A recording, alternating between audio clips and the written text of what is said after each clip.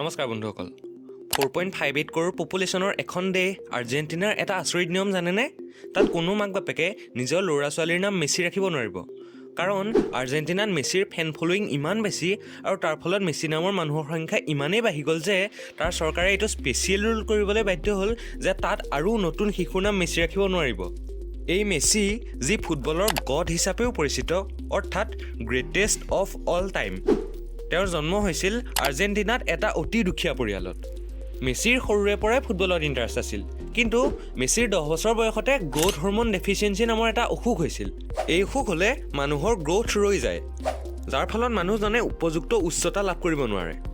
কিন্তু ইয়াৰ উপযুক্ত চিকিৎসাৰ খৰচ বহন কৰিব পৰাকৈ বাপেকৰ হাতত উপযুক্ত টকাও নাছিল কিন্তু মেছিয়ে এইবোৰ কথাত ভাগি পৰা নাছিল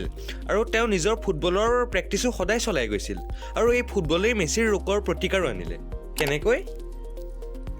কাহিনীটো ইণ্টাৰেষ্টিং এবাৰ মেছিৰ খেল চাবলৈ বাৰ্চিলোনা ইয়থ ক্লাবৰ ডাইৰেক্টৰজন আহিছিল আৰু তেওঁ মেছিৰ খেলত ইমানেই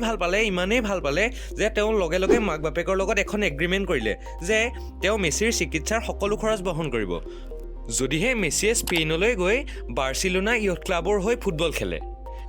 মেছিৰ ফুটবলৰ প্ৰতি থকা এই ভালপোৱা আৰু একাগ্ৰতাৰ ফলত নিজৰ বেমাৰৰ খৰচো নিজেই উলিয়ালে বন্ধুসকল মানুহ কোনো দিশত এনেই পাকৈত নহয় আৰু যদি কোনোবা কিবা দিশত পাকৈত হয় আপুনি জানিব যে তাৰ বেকগ্ৰাউণ্ডত আছে তেওঁৰ কঠোৰ পৰিশ্ৰম মানুহে যে কয় অভাৰনাইট ছাকচেছ বুলি এৰাতিতে তেওঁ ইমান আমুক পালে একে ৰাতিতে তেওঁ তামুক পালে কিন্তু তাৰ বেকগ্ৰাউণ্ডত যে দীঘলীয়া কঠোৰ পৰিশ্ৰম থাকে সেই কথা সকলো মানুহে বিচাৰ কৰি নাচায় কিন্তু যিসকলে বিচাৰ কৰে তেওঁ প্ৰকৃততে এজন সফল ব্যক্তিলৈ পৰিণত হয় আৰু তাৰ ফলতে মেছি আজি ফিফাত সবাৰকৈ গোল্ডেন বুট এৱাৰ্ড লাভ কৰা একমাত্ৰ ব্যক্তি লগতে 2009 চনৰ পৰা 2014 চনলৈ মেছি ৱৰ্ল্ডৰ হাইয়েষ্ট পেইড ফুটবলাৰো আছিল